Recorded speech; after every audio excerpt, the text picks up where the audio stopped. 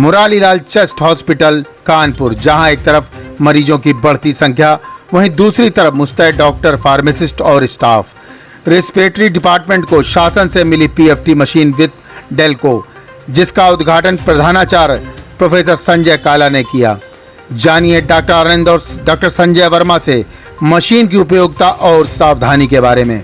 कानपुर से doctor Krishna Tripathi, bureau chief की report. मैं डॉक्टर आनंद हूँ, senior professor department of respiratory medicine, GSV medical college Kanpur. अभी हमें शासन से एक पीएफटी विद डीएलसीओ मशीन प्राप्त हुई है। पहले हम लोग अपने डिपार्टमेंट में सिर्फ पीएफटी कर पाते थे, स्पायरोमेट्री जिसे हम लोग कहते हैं। ये उससे एडवांस मशीन है जिसमें हम लोग स्पायरोमेट्री के साथ साथ डिफ्यूज़न कैपेसिटी कर पाते हैं। डिफ्यूज़न कैपेसिटी का मतलब है कि लंग्स मैकेनिकल प्रॉपर्टी के साथ कितना ऑक्सीजन एब्जॉर्ब करके ट्रांसफ़र कर पा रहे हैं, वो एक कैपेसिटी टेस्ट करने की होती है। लंग्स की फंक्शनल कैपेसिटी जिसे हम लोग कह सकते हैं कि कितना ऑक्सीजन एब्जॉर्ब कर, कितने परसेंट ऑक्सीजन एब्जॉर्ब करके ब्लड में ट्रांसफ्यूज़ कर पा रहे हैं, इसे हम लोग डिफ्यूज़न कहते हैं।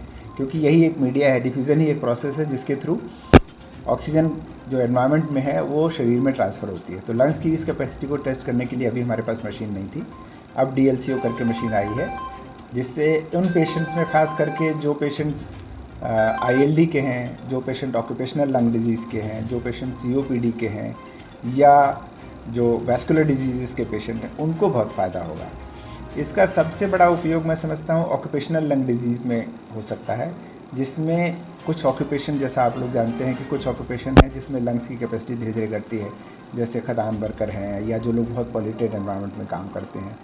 तो उनका मॉनिटरिंग करना आसान हो जाएगा। अगर उनको कुछ सिम्टम है तो उनको इनिशियल सिम्टम शुरू करके और फिर ये असेस करना कि उनके लंग की कैपेसिटी कितनी है, और फ्यूचर में 3 महीने या 6 महीने बाद फिर से मॉनिटर किया जा सकता है कि क्या उस वर्क से उनके लंग्स की डिफ्यूज़न कैपेसिटी में कोई फ़र्क पड़ रहा है या नहीं पड़ रहा है।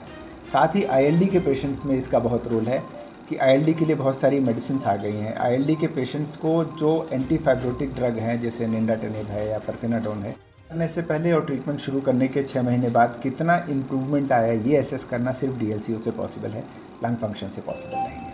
बहुत हेल्प करेगी। और हम लोग एक स्टडी भी प्लान कर रहे हैं, फ्यूचर में एक ट्रायल भी प्लान कर रहे हैं इस तरह के पेशेंट में, जो पेशेंट्स को हम लोग सीओपीडी के पेशेंट को ट्रीटमेंट स्टार्ट करेंगे और उसके 6 महीने बाद फिर से डीएलसीओ करके देखेंगे कि क्या उस ट्रीटमेंट से कितना इम्प्रूवमेंट लंग्स की कैपेसिटी में आया है। निःशुल्क है, लेकिन डीएलसीओ के हम लोग मिनिमम चार्जेस लेंगे 150 रुपीज़। डीएलसीओ करने में लगभग 35 से 45 मिनट का समय लगता है। पेशेंट का कोऑपरेशन बहुत इंपॉर्टेंट है, क्योंकि ये एक एफर्ट बेस्ड टेस्ट है। पेशेंट जितना अच्छे से एफर्ट करेगा उतना ही उसका इंटरप्रिटेशन आसान हो जाएगा। तो कभी कभी पेशेंट जो बहुत डिस्ट्रेस में होता है वो उतने अच्छे से नहीं कर पाता।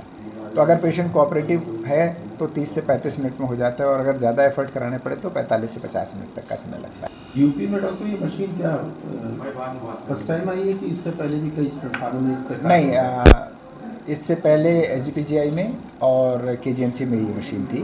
बाकी स्टेट मेडिकल कॉलेज में अभी मेरी जानकारी में ये मशीन नहीं है। हम लोग टेस्ट स्टेबल मरीजों का ज़्यादा करना चाहिए, जिसको भी सांस की तुरंत दिक्कत चल रही हो या जो एक्यूट एक्सेसरबेशन जिसे हमको कहते हैं, उनका ये टेस्ट नहीं किया जा सकता। और टेस्ट करने की कुछ प्रीरिक्विजिशंस हैं, कुछ रिक्वायरमेंट हैं, तभी उन्हीं पेशेंट्स का किया जाना चाहिए। टेस्ट करने से 4 घंटे पहले कैफ़ीन, टी, चाय इस तरह की चीज़ें नहीं होनी चाहिए। ना तो टेस्ट खाना खाने के तुरंत बाद किया जा सकता है। बिल्कुल खाली पेट भी ये टेस्ट नहीं करना चाहिए। जिन पेशेंट्स को हार्ट की प्रॉब्लम हो, जब तक उनकी हार्ट की कंडीशन स्टेबल ना हो जाए, फॉर एग्जांपल जैसे जो गाइडलाइन है वो कहती है कि जिनको हार्ट अटैक पड़ा हो, चाहे वो माइनर हो या मेजर हो, उसके 3 महीने तक ये टेस्ट नहीं कराया जा सकता। जिनको सीवीए हो चुका हो, जिनको ब्रेन अटैक पड़ चुका हो, उनके लिए भी 3 से 6 महीने का गैप रखा जाना चाहिए। जिनको न्यूरोमस्कुलर प्रॉब्लम